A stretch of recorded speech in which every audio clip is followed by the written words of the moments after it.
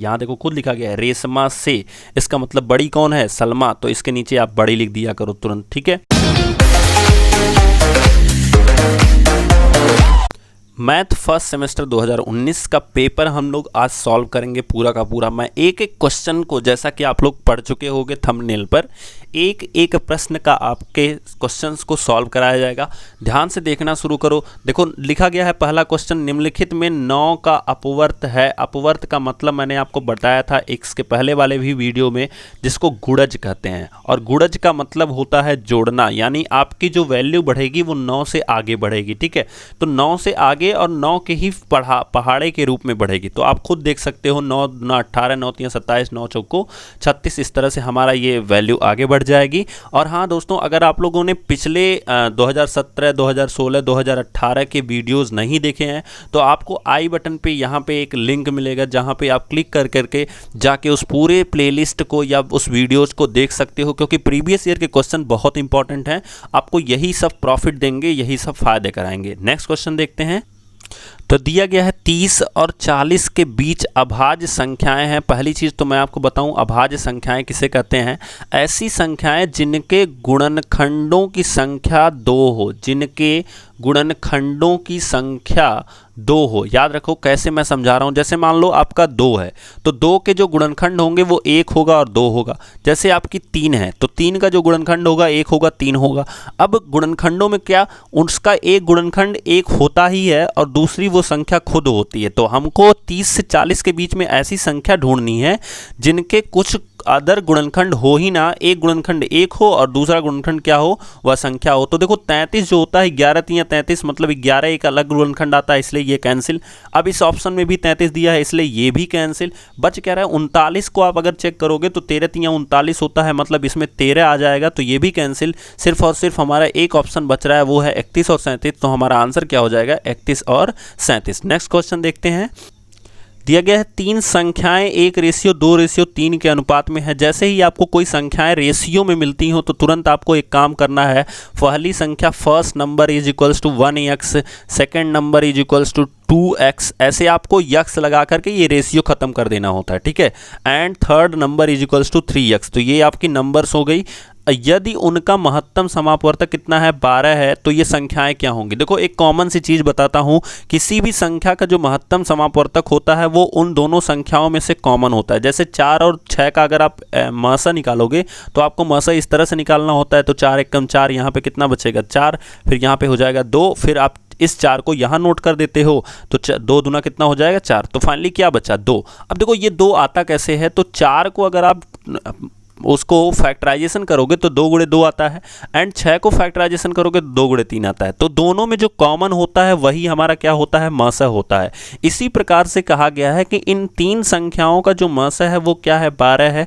और 12 जो है इसका मतलब ये होता है कि इन तीनों में कॉमन है। अब आप देखो इन तीनों में कॉमन क्या है, यक्स है। तो इसका मतलब ये जो यक्स है इसी की वैल्यू क्या है, हमारी 12 है, ठीक है भाई। तीनों में कॉमन यक्स है और तीनों का मसा कितना दिया गया है, 12। इसी तरह से आप यहाँ पे देख पा रहे होगे कि दोनों में कॉमन 2 है और मसा भी कितना आ रहा है, 2 है। तो इसका मतलब इसमें भी कॉमन यक्स है और मसा 12 है। इसका मतलब यक्स का मान कितना आ गया, 12। अब अगर हम पहली संख्या देखेंगे तो 12 गुणे 1 यानी 12 हो जाएगी। दूसरी संख्या 12 गुणे 2 यानी 24 हो जाएगी। तीसरी संख्या 12 गुणे 3 यानी 36 हो जाएगी। तो इस तरह से हमारा आंसर क्या हो जाएगा, 12 24 36। और अगर देखो आपको ऐसे नहीं समझ में आता है तो कभी 10 में से आप 12 निकाल नहीं सकते हो। मसा का मतलब क्या होता है, कॉमन चीज। तो 10 में से हम 12 नहीं निकाल सकते, 5 में से भी 12 नहीं निकाल सकते हैं और 4 में से भी 12 नहीं निकाल सकते हैं। तो 12 निकालने के लिए वो संख्या कम से कम 12 या 12 से बड़ी होनी चाहिए, ठीक है। नेक्स्ट क्वेश्चन देखते हैं। दिया गया है किसी कक्षा में 30 बच्चों में से 80% बच्चे उत्तीर्ण हैं, ठीक है। तो सबसे पहले आप उत्तीर्ण, कितने बच्चे उत्तीर्ण हैं? तो उत्तीर्ण बच्चे जो होंगे वो होंगे 30 का 80%। आप खुद यहाँ पे दिया गया है 30 में से 80% बच्चे उत्तीर्ण हैं। तो 30 का मतलब होता है गुणा, 80 का 80 हो जाएगा। और इसको मैंने चेंज करने के लिए बताया है कि इसके जो 2 बिंदु हैं उनको 2 बिंदु बना लो। ये जो डंडा है इसको थोड़ा सा सीधा कर दो इस तरह से और 1 लिख दो, बस सीधा सा काम। तो 1 0 से ये कैंसिल, 1 0 से ये कैंसिल, 8 कितना हो जाएगा 24। तो आपका आंसर हो जाएगा 24 बच्चे हैं। नेक्स्ट क्वेश्चन देखते हैं। क्वेश्चन दिया गया है 18% का भिन्न रूप क्या होगा। तो देखो 18% को सीधा सीधा काम होता है कि 18/100 लिख दो, क्योंकि मैंने आपको बताया कि इस फॉर्मेट को, ये जो डंडा है इसको बट्टे लगा लिया करो और ये दोनों जीरो लिखे गए हैं इनको यहाँ नीचे लिख दिया करो। अब इसको थोड़ा सा काटो तो देखो कितना होगा, 2 से काटोगे तो 2 9 18, 2 से काटोगे तो यहाँ 50 हो जाएगा। तो इसका मतलब 9/50 हमारा जो होगा वो भिन्न रूप होगा, यानी चौथा वाला ऑप्शन हमारा क्या हो जाएगा, सही। नेक्स्ट क्वेश्चन देखते हैं। सवाल दिया गया है 3 अंकों की सबसे छोटी प्राकृतिक संख्या। देखो प्राकृतिक संख्या क्या होती है, ऐसी संख्याएं जिनसे क्या की जा सके, गिनती की जा सके, उन्हें हम क्या कहते हैं, प्राकृतिक संख्या कहते हैं। और चूंकि हमें 3 अंकों की सबसे छोटी बतानी है तो 99 के बाद हमारी जो संख्या आती है वो क्या आती है, 100, और ये सबसे छोटी संख्या भी होती है और साथ में इससे हम गिनती भी करते हैं, तो इसलिए हमारा आंसर क्या होगा, 100। नेक्स्ट क्वेश्चन देखते हैं। क्वेश्चन दिया गया है 35 सेंटीमीटर व्यास वाले वृत्त का परिमाप बताइए। देखो परिमाप का मतलब ही होता है परिधि। क्या होता है, परिधि। अब परिधि का मतलब क्या होता है, फार्मूला 2πr, ठीक है। अब इसको हम लिख सकते हैं पाई मल्टीप्लाई बाई 2r, और 2r को ही हम क्या कहते हैं, व्यास कहते हैं। और व्यास का मान कितना दिया गया है, 35 सेंटीमीटर, तो हम लिख सकते हैं पाई गुणे 35 सेंटीमीटर। और पाई का मान कितना होता है, तो 22/7 गुणे 35 लिखेंगे, तो 7 से काटोगे तो 7 बचे 35 और 22 बचे कितना होता है, 110। तो आंसर क्या हो जाएगा, 110 सेंटीमीटर। नेक्स्ट क्वेश्चन दिया गया है 24/7 को दशमलव संख्या में बदलिए। देखो बहुत आसान सा होता है, कैसे करते हैं देखते हैं। सिंपल सा काम है, इसको हम 24/7 को 7 से भाग दे दें 24 में, तो 7 तियां कितना हो जाएगा, 21, बचा कितना, 10, बचा कितना, 3, और 3 के बाद जब आप दशमलव लगाओगे तो 30 हो जाएगा। इसका मतलब 7 चौको 28, फिर कितना बचेगा, 2 के बाद 20 हो जाएगा, फिर 7 दूना 14, फिर कितना बचेगा, 6, फिर 6 के बाद 60 हो जाएगा, और 7/56। तो हम जब भाग देंगे तो हमारा आंसर कितना आ जाएगा, 3.428। तो हमारी दशमलव संख्या हो गई 3 अंक तक। इसलिए मैंने बताया क्योंकि 3 अंक तक मैथ में या साइंस में ज़रूर से ज़रूर निकाला जाता है, ठीक है। नेक्स्ट क्वेश्चन हम लोग देखते हैं। किसी तल पर स्थित एक रेखा में कितने बिंदु हो सकते हैं। देखो अगर मैं आपको बताऊं, एक रेखा कब बनती है, जब 2 बिंदुओं को हम मिला दें तो हमारे एक रेखा का निर्माण होता है। अच्छा, ये रेखा जो होता है वो इन्हीं डॉटेड से मिलकर बनती है, मतलब कई सारे बिंदु हो सकते हैं, ऐसे अनंत बिंदु हो सकते हैं किसी तल पर स्थित। इस रेखा के अंदर बहुत सारे बिंदु हो सकते हैं। इसका मतलब हमारा आंसर क्या होगा कि अनंत बिंदु हो सकते हैं एक रेखा के अंदर। तो इसलिए याद रखना है, कितने बिंदु हो सकते हैं, अनंत हो सकते हैं। अगला सवाल देखते हैं। तो ये जो क्वेश्चन दिया गया है कि कौन सा अनुपात बड़ा है, इसको बताने के लिए मैं आपको 2 तरीके बताऊंगा, बस ध्यान से सुनना है। पहला तरीका ये है कि जो रेशियो दिया गया है उसको बट्टे में बदल लो, तो 2/3 और 5/8 हो जाएगा। अब इसके बाद क्या करो, इनके हरों को बराबर कर दो। ऊपर जिसका अंश बड़ा होगा वो बड़ा होगा, जिसका अंश छोटा होगा वो छोटा होगा। तो इनके हर को बराबर करने के लिए हम यहाँ गुणा करा सकते हैं 8/8 से। कैसे, मैंने क्या बताया कि इस 8 का दोनों ऊपर नीचे गुणा करा दो, और यहाँ पे इसमें हम कितने से गुणा करा दे, 3/3 से, ठीक है। क्रॉस मल्टीप्लिकेशन करा देंगे। अब इसके नीचे कितना हो जाएगा, 8 तियां कितना हो जाएगा, 24, और ऊपर कितना हो जाएगा, 8 दूना 16। यहाँ कितना हो जाएगा, 8 तियां 24 और 5 तियां कितना हो जाएगा, 15। अब देखो किसका अंश बड़ा है, तो 16 वाले का, यानी बड़ा वाला अनुपात कौन सा हो गया, 2/3। दूसरा तरीका क्या है कि जब इसको आप लिखोगे 2/3 एंड 5/8, तो इसको आप भाग दे दो, ठीक है।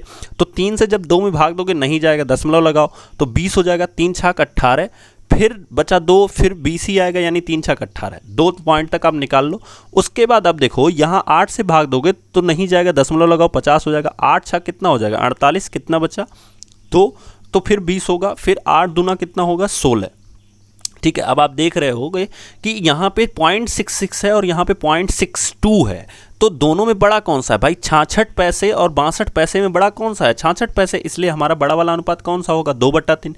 दोनों तरीके से जो भी आपको समझ में आएगा उस तरीके से आप एग्जाम में लगा सकते हैं बिल्कुल आसानी से, ठीक है। फिर लिखा गया है एक दुकानदार के पास 60 कप थे। कितने कप थे, 60 कप थे। तो आप जब हल करोगे इसको तो आप लिखोगे कुल कप बराबर कितने, कुल कप बराबर 60। लिखा गया है 40 कप बिक गए, तो बिके कप बराबर कितना हो जाएगा, 40। कुल कितने प्रतिशत कप बिके, तो आप मान लो माना x प्रतिशत कप बिके। परेशान नहीं होते हैं क्वेश्चन से, x प्रतिशत कप बिक गए, ठीक है, यक्स प्रतिशत कब बिके। अच्छा, आप कितने में से बिके थे? 60 में से, यानी कि 60 का यक्स प्रतिशत जो है वो किसके बराबर हो जाएगा? 40 के।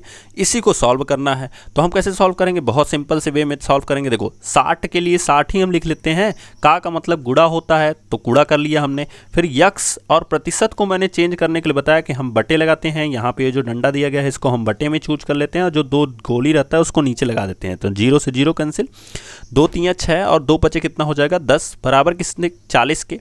अब ये 5 यहाँ भाग कर रहा है, यहाँ क्या करेगा? गुणा करेगा तो हो जाएगा 3x इक्वल्स टू कितना हो जाएगा? 3x इक्वल्स टू 40 बच्चे कितना हो जाएगा? 200। अब यक्स बराबर कितना हो जाएगा दोस्तों? तो यक्स बराबर हो जाएगा 200 बटे 3, और जब आप भाग दोगे तो 3 छाक 18, फिर 2 बचा, यानी 66.66 करके आएगा। इतने परसेंट कप जो हैं वो क्या हो गए? बिक गए थे। ठीक है, नेक्स्ट क्वेश्चन देखते हैं। ये सभी आपके प्रश्न 2 नंबर के हैं, जैसा कि आपके सामने स्क्रीन पे आ रहे हैं। इसको हम लोग सॉल्व करते हैं। सबसे पहले अपना 12वां प्रश्न दिया गया है 18 - 14 प्लस 16 माइनस 18 माइनस 5। देखो यहाँ पे बहुत आसान से बहुत आराम से सॉल्व करना होता है, क्योंकि चूंकि ये बॉडमॉस का थ्योरम है तो सबसे पहले हम ब्रैकेट तोड़ेंगे और ब्रैकेट में सबसे पहले छोटा ब्रैकेट तोड़ेंगे, तो यानी कि यहाँ तक तोड़ेंगे। तो जब इसको तोड़ना है तो यहाँ से लेके यहाँ तक आपको सिंपल लिखना होगा, ऐसे ही जैसे दिया गया है। तो 18 14 प्लस 16 माइनस, अब आप रुक जाओ, 18 में से 5 घटाओगे तो कितना आएगा? ब्रैकेट के अंदर 18 माइनस 5 है, तो 18 में से 5 घटाओगे कितना आएगा? 13। उसके बाद छोटा वाला ब्रैकेट खत्म, अब सिर्फ मझला वाला बचा, फिर बड़ा वाला ब्रैकेट लगा लो आप। फिर लिखो 18 माइनस 14 प्लस, अब आपको क्या करना है? मझला वाला तोड़ना है, यानी 16 में से 13 घटाओगे तो कितना बचेगा? 3 बचेगा। तो यहाँ पे 3 लिख लो और बड़ा वाला ब्रैकेट हो गया। अभी हमें बड़ा वाला ब्रैकेट खोलना है, तो 18 माइनस 14 और 3 कितना होगा? 17। तो यहाँ पे आंसर हमारा कितना हो जाएगा? 1। तो इस तरह से हमें ये क्वेश्चन लगाना होगा। नेक्स्ट क्वेश्चन जो हमारा दिया गया है वो दिया गया पटरी और प्रकार की सहायता से 90 अंश का कोण बनाइए। देखो कैसे बनता है, मैं आपको थोड़ा सा इमेजिनेशन कराता हूँ कि आप एक पटरी की सहायता से एक लाइन खींच लेना ऐसे, ठीक है। उसके बाद इस पॉइंट पे आप रखना, ध्यान से समझो, यहाँ पे एक अपनी नोक रखना प्रकार की, और आधे से अधिक दूरी लेकर के एक ऐसे चाप लगाना, खूब बड़ा सा चाप लगाना, ठीक है।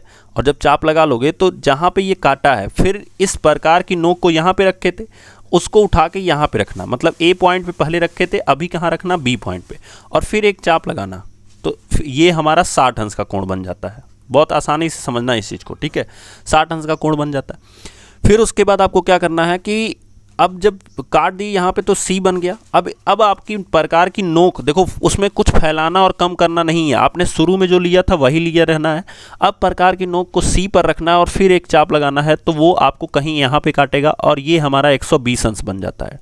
आपको बनाना है 90 अंश, उसी चाप को वैसे ही रहने दो और सी पे रख के एक पॉइंट यहाँ पे आपको मिल जाएगा डी, तो सी पे रख करके फिर आप ऊपर कहीं चाप लगाना, तो यहाँ लगाओगे, उसके बाद डी पे भी रख के आप यहाँ लगाओगे कहीं चाप, तो इसको जब मिलाओगे तो यही हमारा 90 अंश हो जाता है, ठीक है। यानी 60 और 120 का जो आधा बनता है, इसके बीच में जो लाइन जाती है वही हमारा क्या कहलाता है? 90 अंश कहलाता है। तो इस तरह से आप बनाओगे तो अच्छे से बनेगा। मैं यहाँ पे पेन से बता रहा हूँ इसलिए अच्छे से नहीं हो रहा है। नेक्स्ट क्वेश्चन देखते हैं। तो दिया गया है राम ने 300 रुपये में एक रेडियो खरीदा, तो कितने में खरीदा था? तो कुल खरीदा जो था वो कितने में खरीदा उसने? 300 रुपये में, 300 रुपये हो गए, ठीक है। वह उसे कितने रुपए में बेचे कि उसे 20% का लाभ हो? अच्छा देखो, 300 में 20% का लाभ मतलब 300 से ज़्यादा रुपए चाहिए। इसका मतलब अगर हम क्या करें, उस रेडियो का 300 का जो 100% है वो 300 रहेगा, और उसे लाभ चाहिए 20% का, तो 100% जो है वो 300 रहेगा। लेकिन जब 20% का लाभ चाहिए तो इसका मतलब 20% और इसमें चाहिए ना, तो टोटल कितना हो गया? 120%। मतलब हमें क्या पता करना पड़ेगा कि बेचने का दाम जो आप निकालोगे, जो बेचने का दाम निकालोगे वो आप क्या निकालोगे? 300 का 120%। अब सीधी भाषा में समझो, अगर आपको कहीं लिखा हो 20% का लाभ तो 100 में जोड़ देना, अगर आपको कहीं लिखा हो 20% की हानि तो 100 में से घटा करके सीधा सीधा निकाल सकते हो, ठीक है। अब 20% की हानि अगर पूछता 100 में से घटा देते, यानी 300 का 80% निकालना होता। हमें पूछा क्या है लाभ, तो हम क्या कर दिए हैं 100 में 20 जोड़ दिए हैं, तो इसलिए हमारा 120%। तो यहाँ पे हो जाएगा 300 का मतलब गुणा 120 को लिख दो ऐसे, और परसेंट को चेंज करने का मतलब मैंने बताया ये डंडा लगाओ, 2 जीरो लगाओ और 1 लिख दो। ये जीरो से ये जीरो कैंसिल, 1 जीरो से ये जीरो कैंसिल, 12 कितना हो गया 36, 1 जीरो बचा था, तो 360 रुपए अगर उसको मिलेगा तो उसे 20% का क्या होगा लाभ होगा। नेक्स्ट क्वेश्चन देखते हैं। तो सवाल दिया गया है वह बड़ी से बड़ी संख्या बताइए जिससे, याद रखो यही चीज़ें आपको बताती हैं कि जिससे मतलब वह संख्या क्या होगी जिससे, जिसका यूज करना है 49, 59 और 109 को भाग देने पर। अब आप सिंपल सी बात बताओ कि अगर हमें 49, 59 और 109 में भाग देना है, यानी इनको भाग देना है, तो वो संख्या 49, 59 और 109 से बड़ी नहीं हो सकती। जैसे मान लो आपको कभी 3 में अगर कहा जाए कि 4 से भाग दो तो पॉसिबल ही नहीं है, ठीक है। अगर कहा जाए 3 में आप 4 से भाग दो तो आपको ना शेषफल मिलेगा, भाग जाएगी ही नहीं, तो शेषफल मिलने का चांस ही नहीं है। तो आप जहां भी शेषफल औसफल देखते हो, या आप इसके मतलब को समझा करो। ये बड़ी से बड़ी देख करके लोग लसन निकाल देते हैं, ठीक है। आपको सतर्क रहना है कि जब लिखा गया हो कि जिससे भाग देने पर शेषफल बचे, शेषफल कब बचेगा भाई, सिंपल सी बात है 49, 59 और 109 से वो संख्या क्या होगी, छोटी होगी। इसका मतलब जब आपको वैल्यू किस में दिखे, छोटी में दिखे, तो ये समझो कि वहां पे हमें क्या निकालना है, मस निकालना है, क्योंकि सदैव जो मान आता है मस का वो दी गई संख्याओं से छोटा आता है, ठीक है। आगे बढ़ते हैं। शेषफल क्या बचना चाहिए, क्रमशः 1 बचना चाहिए, 3 बचना चाहिए और 5 बचना चाहिए। तो आपको कुछ नहीं करना है, आपको 49 में से 1 घटा देना है तो कितना आ गया 48। फिर आपको क्या करना है 59 में से 3 घटा देना है तो कितना आ गया 56। फिर आपको क्या करना है, फिर आपको 109 में से 5 को घटा देना है तो कितना आ गया 104, ठीक है। अब इन्हीं तीनों का मसा निकाल देना है, इन तीनों का जो आएगा वो आंसर हो जाएगा आपका, ठीक है। तो जब हम इन तीनों का मसा निकालेंगे तो कैसे निकालेंगे, देखो 48 को लिख सकते हैं 8 छक 48, ठीक है। उसके बाद 56 को लिख सकते हैं 7 बट्ठे 56 भाई 8 सते 56, ठीक है। और 104 को लिख सकते हैं 8 गुणे 13 यानी 13 बट्ठे 104 होता है। तो इस तरह से अगर आप देखोगे, मैंने अभी थोड़ी देर पहले बताया था कि मसा का मतलब होता है जो तीनों में कॉमन होता है।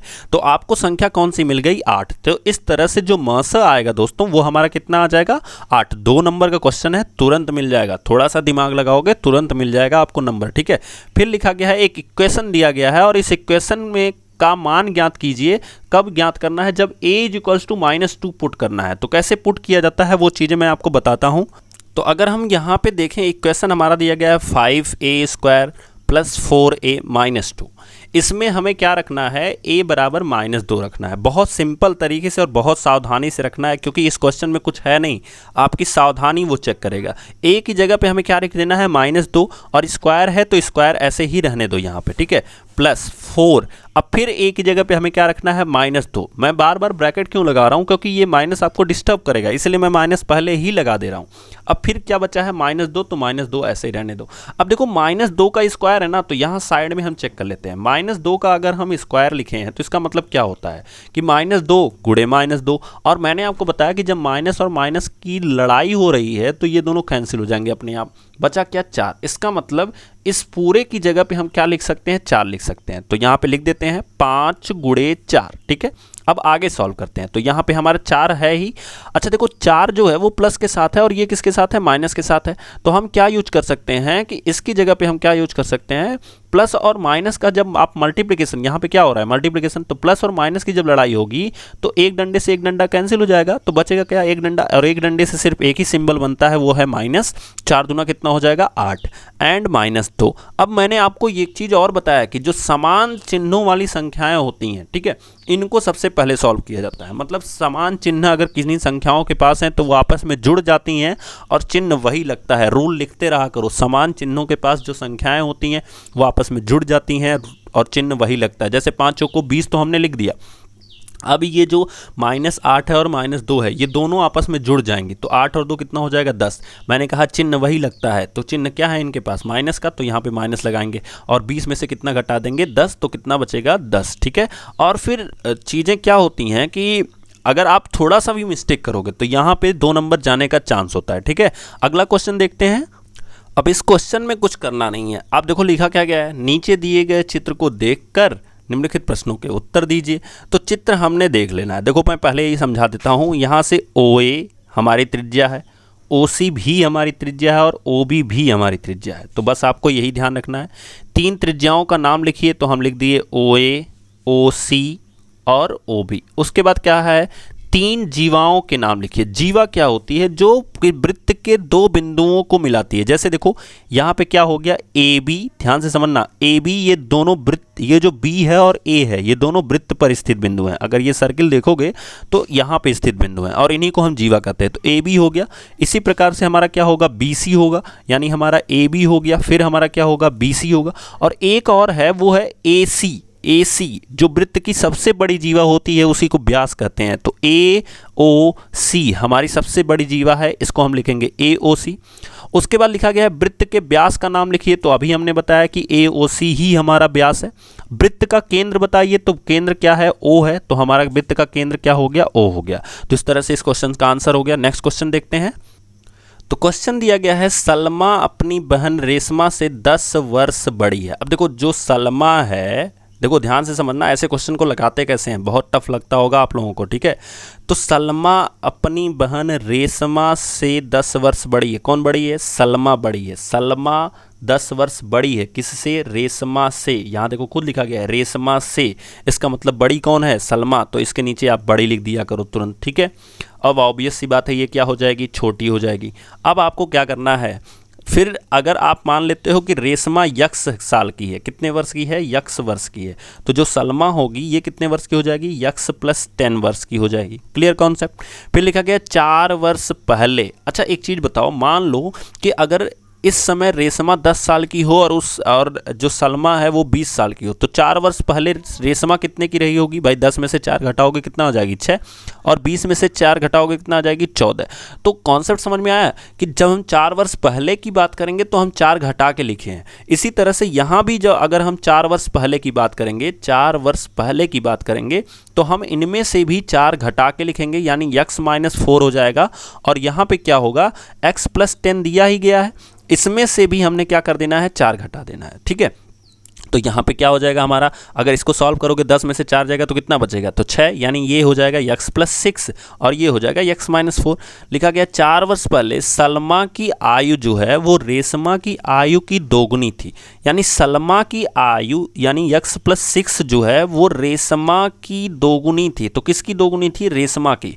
तो जिसकी दोगुनी थी उसमें 2 से गुणा करा दो। इसका मतलब यहाँ पे हमारा जो इक्वेशन बनेगा वो बनेगा x + 6 = 2 टाइम्स x - 4। इसको सॉल्व कर दो। तो अगर आप इसको सॉल्व करोगे तो आपके पास क्या आएगा, देखो बहुत ध्यान से देखते हैं हम इसको। तो यहाँ पे आएगा x + 6 बराबर 2 से गुणा कराओगे तो 2 का x में गुणा कराओगे तो 2x एंड 2 का 4 में गुणा कराओगे तो -8 आएगा। ठीक है, अब क्या करो, x वालों को एक तरफ और जो अंक है इनको एक तरफ, तो इस माइनस को इधर भेज दो तो प्लस हो जाएगा। तो ये हो जाएगा 6 + 8 और इस x को इधर भेज दो तो माइनस हो जाएगा, यानी 2x - x हो जाएगा। तो 6 और 8 कितना हो जाएगा, 14। x का मान कितना आ गया, 14। और आपसे क्या पूछा गया है, तो दोनों की वर्तमान आयु ज्ञात कीजिए। तो हमने माना है कि जो रेशमा की वर्तमान आयु x वर्ष है, यानी कि 14 वर्ष हो जाएगी, याद रखो। और जो सलमा की वर्तमान आयु है वो हमने x + 10 माना है, यानी कि ये कितनी हो जाएगी, 24 वर्ष हो जाएगी। तो इस तरह से हमारा आंसर होगा 14 और 24। तो दोस्तों ये था हमारा पूरा का पूरा सेशन। आई होप आपको पूरा वीडियो समझ में आया हो, और अगर आपको समझ में आया तो प्लीज़ चैनल को एक बार ज़रूर से ज़रूर लाइक कीजिएगा, और अगर आप डाउनलोड करके देख रहे हो तो भी जाके ऑनलाइन एक बार लाइक ज़रूर बनाइएगा। तब तक के लिए थैंक यू दोस्तों, मिलेंगे नेक्स्ट वीडियो में नेक्स्ट टॉपिक के साथ, नेक्स्ट ईयर के क्वेश्चन पेपर के साथ। Thank you so much.